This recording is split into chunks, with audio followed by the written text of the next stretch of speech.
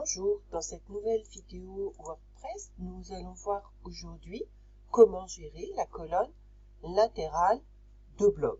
Donc cette colonne latérale, elle va permettre de proposer des informations complémentaires et pertinentes à un visiteur de notre site. Par exemple, on peut y afficher une barre de recherche, on peut également y afficher les derniers articles ou les articles d'une même catégorie, afin de retenir plus longtemps les visiteurs sur notre site. Elles peuvent afficher un formulaire de contact ou qui va permettre de collecter des informations de contact. Elle peut aussi afficher du texte, encore des liens, un fil d'information, un flux RSS, etc., etc. Donc, on va voir tout d'abord à quoi ça ressemble, cette barre de recherche. Donc ici, je suis sur la page d'accueil de mon site. Sur la page d'accueil, j'ai pas de barre de recherche. On pourrait en mettre, mais en principe, on n'en met pas.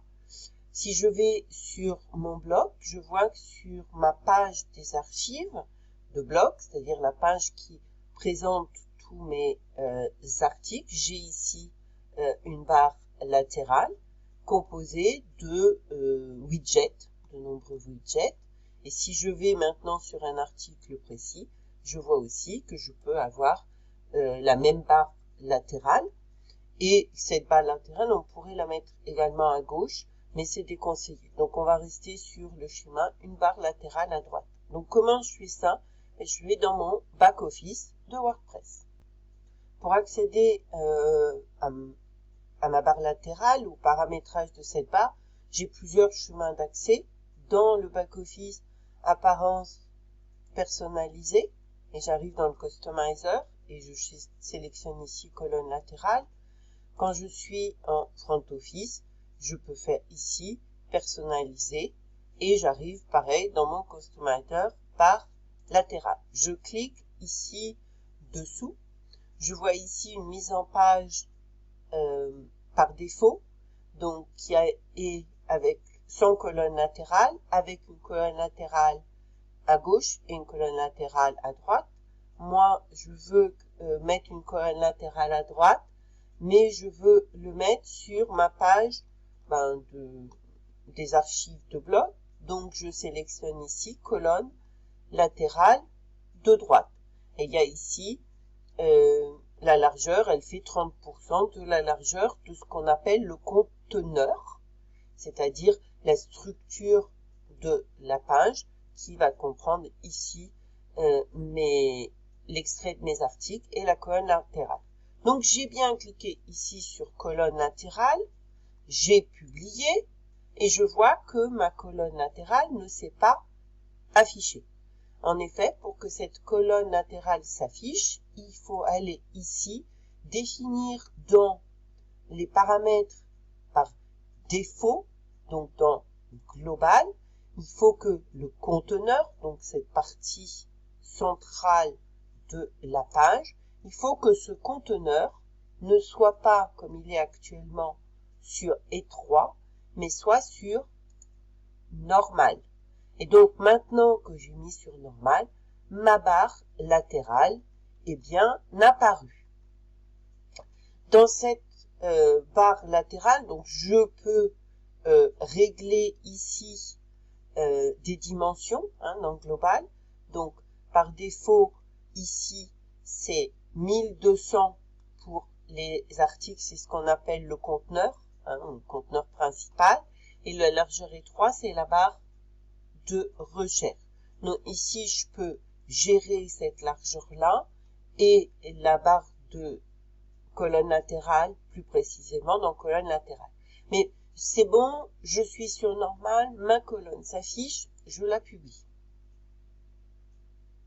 Donc cette colonne latérale, elle est bien sur ce que j'appelle ma page d'archives de bloc, donc les archives listent des articles par catégorie ou l'ensemble des articles, ça dépend ce qu'on demande. Je vais voir si j'ai cette colonne latérale sur un article.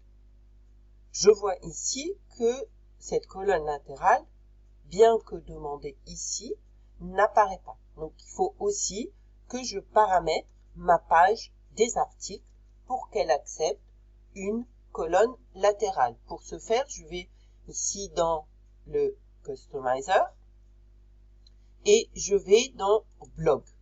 Blog, j'ai déjà traité le bloc des archives, d'accord, avec une colonne latérale à droite. Je peux le confirmer ici, mais c'est pas cette page d'archives que je voulais puisqu'elle était déjà paramétrée correctement. Pardon, je voulais la publication seule. Publication seule pour avoir ma colonne latérale. Là encore, il faut que je me mette ici, mais c'est mieux si je me mets sur un article pour visualiser mes modifications. Donc j'ai bien ma colonne latérale. Encore une fois, elle n'apparaît pas. Pourquoi? Parce que ma cartouche ou mon conteneur pour contenir l'article est en étroit. Il faut qu'il soit en normal ou par défaut, puisque tout à l'heure, j'avais défini par défaut que c'était en normal. Donc j'aurais pu choisir ou normal ici ou ici. Donc ma colonne latérale est bien présente. Par défaut, elle a une barre de recherche, les articles récents, les commentaires récents, les archives, les catégories. Elle a beaucoup d'informations, mais nous allons maintenant les modifier. Ces éléments de la colonne latérale de bloc sont chacun un widget différent. Donc pour les modifier, donc je publie ici ce que j'ai fait tout à l'heure. Je me rends à nouveau dans le tableau de bord de WordPress.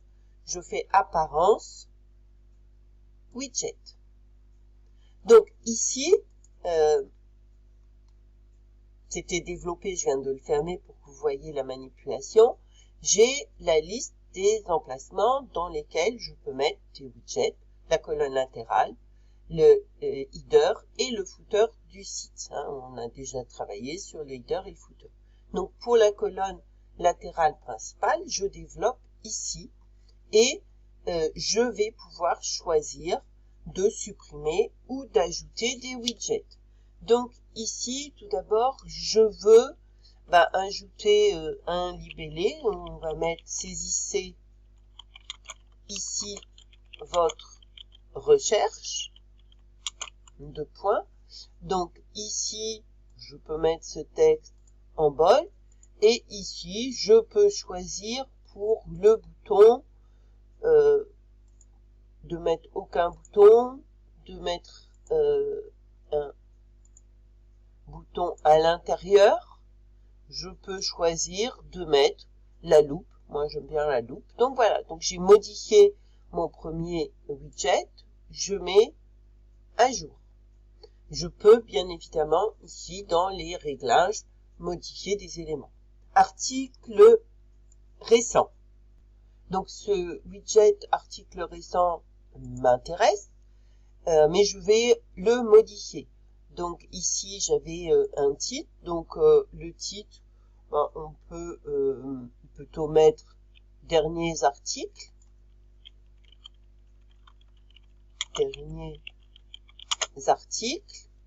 et puis on va le mettre en bold. On voit ici que je peux modifier les paramètres de taille de ce titre. Et ici, je veux modifier donc la présentation de mes articles. Donc ici, j'ai bien développé les réglages. Je vois que je peux y mettre le nom de l'auteur, la date de publication, éventuellement une image mise en avant. Donc, ça m'intéresse pas. Du plus récent au plus ancien, c'est en général comme ça. Et je veux ici seulement, parce que sinon ça fera beaucoup, je veux seulement 3 articles. Donc je pense à mettre à jour. Et ces 3 articles, je ne souhaite pas qu'ils soient mis comme ça en vertical, mais qu'ils soient mis en mode gris. Donc ce widget, je mets à jour. Commentaire récent, pareil, commentaire récent, je laisse le titre et là je vais modifier les paramètres de ce bloc là, d'accord. Donc pour les commentaires récents, c'est la liste des commentaires, Ici, dans Réglages, je vois ce que je peux afficher, l'avatar, la date, l'extrait, donc commentaire récent, ça fait beaucoup, 5, je ne vais en mettre que 2, je pense à mettre à jour. Il y a toujours un par défaut, donc 1 et 2, ok. Donc c'est peut-être pas intéressant d'afficher toutes les informations et je peux paramétrer ici, là encore, la police et puis les marges. Ok, donc je suis d'accord, je passe au widget suivant. Donc le widget suivant s'appelle Archive. Ce widget Archive, il nous donne par date toutes nos publications. Quand on clique dessus, c'est un widget qui ne m'intéresse pas. Donc, comme pour tous les blogs, ici je vais sur les 3 petits points et je supprime. Et donc, j'oublie pas aussi de supprimer le titre de mon widget. Ensuite, j'ai le widget catégorie qui liste la liste de mes catégories. Moi, je trouve que ça prend beaucoup de place et donc je souhaite que cette liste de catégories soit une liste déroulante. Donc, je sélectionne mon widget et ici à droite, je vais afficher comme liste déroulante et je vois ici que maintenant j'ai les catégories de mes articles. Donc là, ça paraît bon pour ce widget, donc je mets à jour. J'aurais bien sûr pu changer son titre ici, comme pour tous les autres widgets. On vous demande maintenant d'ajouter un bloc calendrier. Donc ici, je vais dans plus, et comme pour tous les blocs, je saisis les premiers mots de mon bloc pour le retrouver. Je fais calendrier. Mon calendrier s'affiche. Bon, ça n'a pas beaucoup d'intérêt, mais comme on peut vous le demander à l'examen, autant savoir le faire. Et en front office, ça affichera en surligné ce calendrier, les publications qu'il y a eu dans le mois. Donc ce calendrier, il n'y a pas beaucoup de modifications possibles. On peut choisir de modifier l'arrière-plan et on peut choisir, dans ces cas-là, si je mets un fond foncé, de mettre des caractères en blanc et on peut changer juste la taille de la typographie. Donc je mets à jour ce niveau widget et on voulait que ce widget soit avant, mais on déplacera tous nos widgets, on les réarrangera après. Donc maintenant je souhaite insérer un widget de flux RSS, c'est-à-dire un widget qui me permet de m'abonner à un site qui va m'envoyer régulièrement toutes les nouvelles publications qu'il fait. Hein, et ainsi, on est mis au courant de toutes les mises à jour des sites auxquels on est abonné. Donc, pour insérer ce widget RSS, je vais insérer un bloc RSS. Donc, je vais dans plus, je tape RSS, voilà, donc cette petite icône de diffusion. Donc, il n'y a pas beaucoup de questions qui me sont demandées. Je saisis ou je colle l'adresse URL, je valide en utilisant l'URL. Et ici, dans les réglages du bloc, je vois le nombre d'éléments que je peux mettre. Donc, a priori, je vais en mettre que 2, toujours pareil.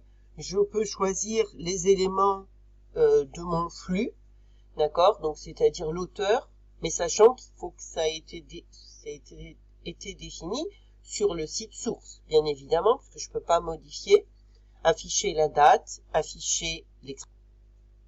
Donc ici, c'est pas mal d'avoir, puisque j'ai que 2 articles, afficher l'extrait, et je choisis ici le nombre de mots, j'en veux pas beaucoup, hein, je peux taper, donc par exemple 28, ça me paraît largement suffisant, je suis satisfaite, je mets à jour. Donc, j'ai encore à mettre un widget réseaux sociaux, mais on l'a déjà fait dans le TD2, donc je vous laisse retrouver et juste on va voir comment on déplace les blocs. Donc par exemple ici mon calendrier, je voulais le déplacer, donc voilà, je le déplace, je le fais monter ou descendre d'une place à chaque fois. Et donc on va aller voir en front office à quoi